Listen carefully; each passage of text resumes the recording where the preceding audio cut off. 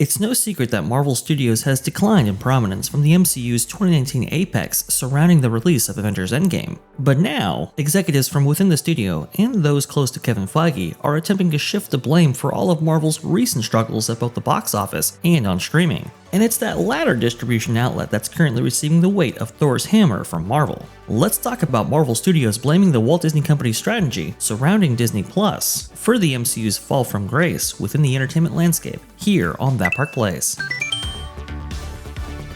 Marvel boss Kevin Feige has shifted the blame away from himself again as MCU flops become undeniable. Now, Kevin Feige, long hailed as the quote-unquote mastermind behind Marvel Cinematic Universe, in reality, folks, he just kind of coasted off of Jon Favreau, Joss Whedon, and the Russo brothers, is now facing the harsh reality of a franchise in freefall. And instead of taking accountability, Feige is quietly trying to shift the blame anywhere he can, to Disney, to streaming, and even to the fans. New Wall Street Journal profile conveniently dropped the same week the Thunderbolts collapsed at the box office with a $76 million opening.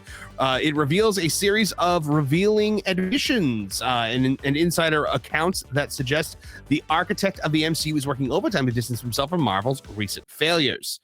So let's take a look at a few of the things that it said about Feige. Now, Feige, first of all, considers himself an excellent corporate citizen. Apparently told colleagues he only agreed to recent Marvel content overload because he wanted to support Disney's streaming ambitions. Now, the journal recounts, quote, Feige recently told colleagues that he agreed to the plan because of a zealousness to tell more stories and a desire to be an excellent corporate citizen.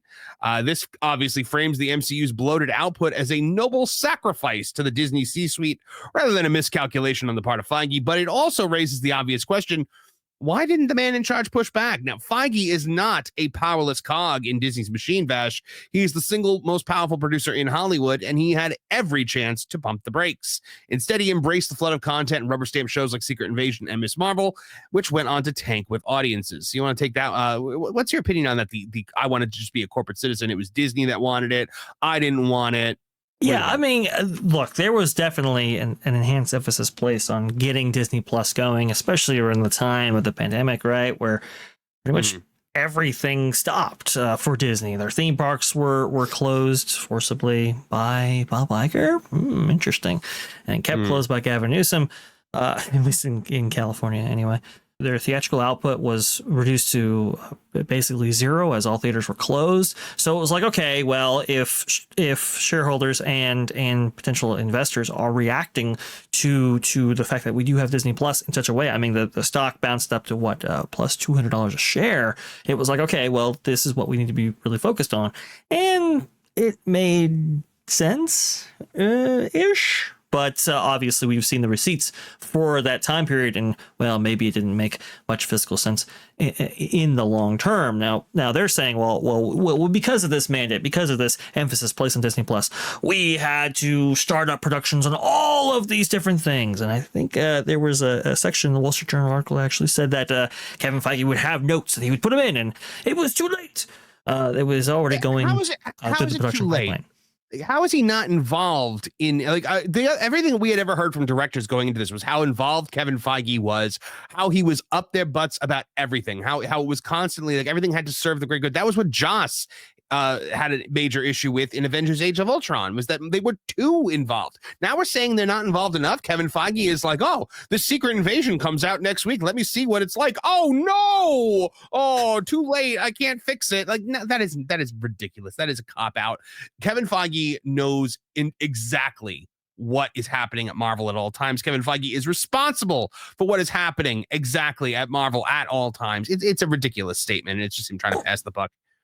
Well, yeah, it's totally trying to pass the buck, and it's like, look, maybe it was a poor decision on Disney's part in order to attempt to get all of their studios producing as much content as they needed for that platform right there. And maybe it did kind of weaken the overall quality of these specific franchises, but Kevin Feige absolutely has accountability when it comes to this. Nobody forced you to pick up, what is it, a director who only had produced previously a $30 million film, a $250+ million production in order to produce or direct the Marvels. Like nobody's, that's not a Bob Chapek decision. That's not a Disney Plus decision. That's a Kevin Feige decision right there. And well, that's a box office failure amongst many, by the way, in this time period that can be directly attributed to Feige himself. In what universe also is he taking a inexperienced director like that, putting them in charge of a $300 million movie, and then just walking away and being like, they got it? Like, yeah, it's all good. Did you not read the script, Big Kev? Because, you know, at the end of the day, the script was the problem.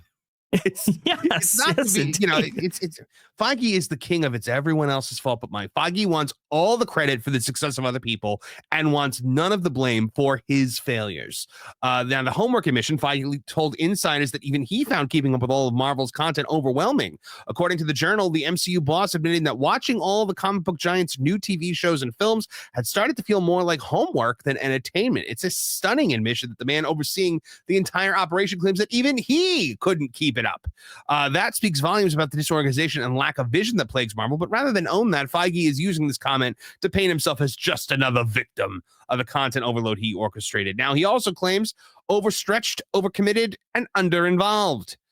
Insiders are quoted who describe Feige as becoming so overwhelmed by the volume of decisions that they would have to chase him in the halls to get feedback. Why? This is what he does. This is what he's there for. This is his entire job. What else does he have to do but answer these questions and make these decisions? Or is he hiding under his desk? Is he running through the hall while Victoria Alonso chases him with papers? I don't understand.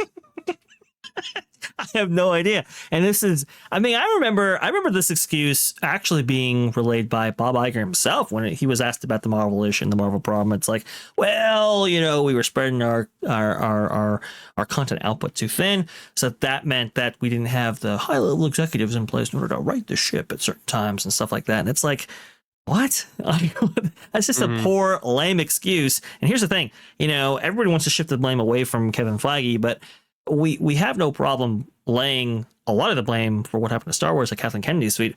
We have to do the same with Kevin Feige. He is in charge of this franchise.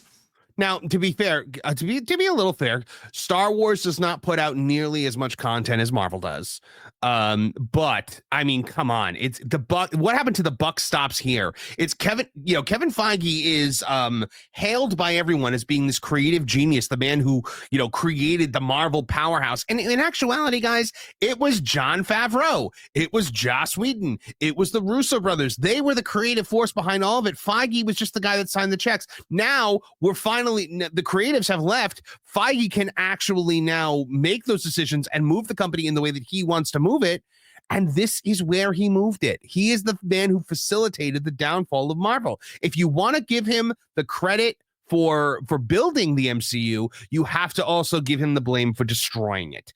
Absolutely. Yeah, well, no, he put the chess pieces on the board and had the game play out. Now, maybe he wasn't in various areas in order to make some moves right here, but he still laid it up for these things to fall off the rails. Like we said with the Marvel's example, like nobody's forcing you to pick that director. Nobody's forcing you to not approve scripts before they actually hit production.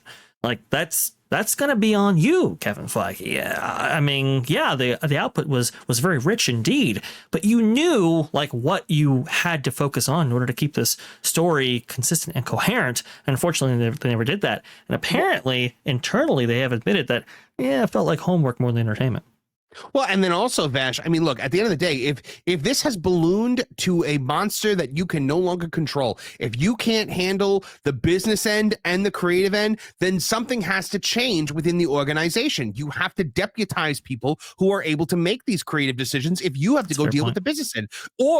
Or move to a system like what Netflix and DC at Warner Brothers have implemented, where you have a business head and you have a creative head.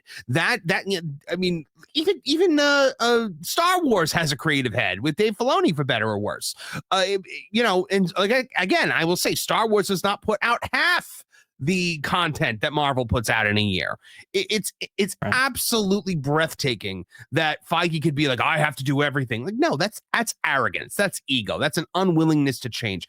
Eventually, you start a little, mom and pop gas station and it blows up into Buc-ee's. You have to eventually trust some other people to manage it because it has gotten too big to be a one-man show.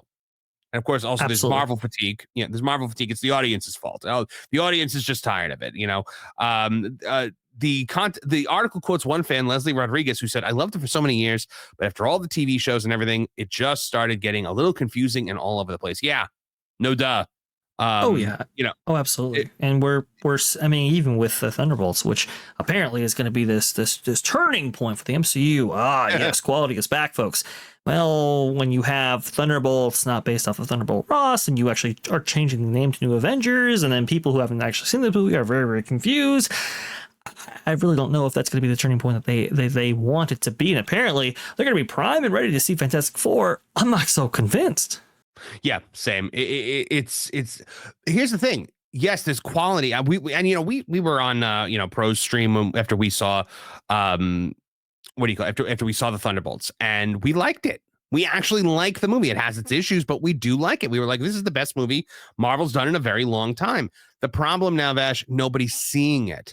$74.3 million is the actual. So yesterday it was revealed it was 76 million, but then the actuals came out and it was 74.3, which puts it underneath Shang-Chi and the Legend of the Ten Rings.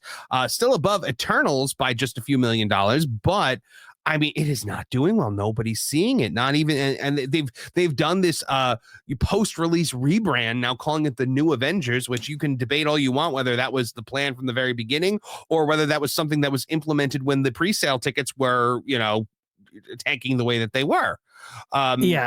And Thunderbolts' debut at 74 million makes it the worst summer kickoff MCU film, lower than even 2008's Iron Man at $89 million. It's when Marvin says nobody's seeing it, he's absolutely correct. Nobody's really seeing this or supporting it in the way that they did prior MCU films.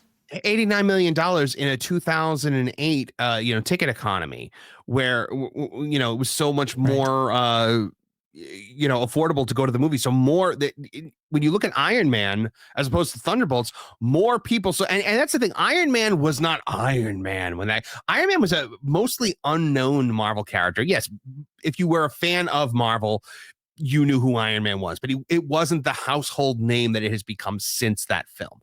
So many more people saw that.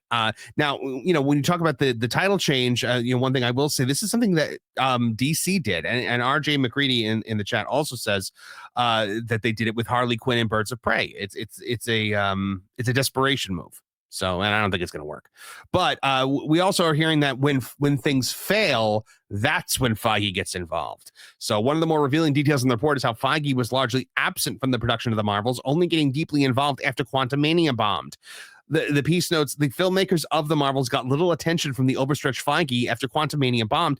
Feige became more involved, hoping to avoid a second faceplant in 1 year. Now, this is damning because at the end of the day, Quantumania bombs, and then you get involved with a $300 million movie, and one that was setting up the Kang Dynasty. Yes. So it was a very, very important film to actually have eyes on, because that was going to be your villain or the thing that everybody was, or everything I should say, was going to build up to.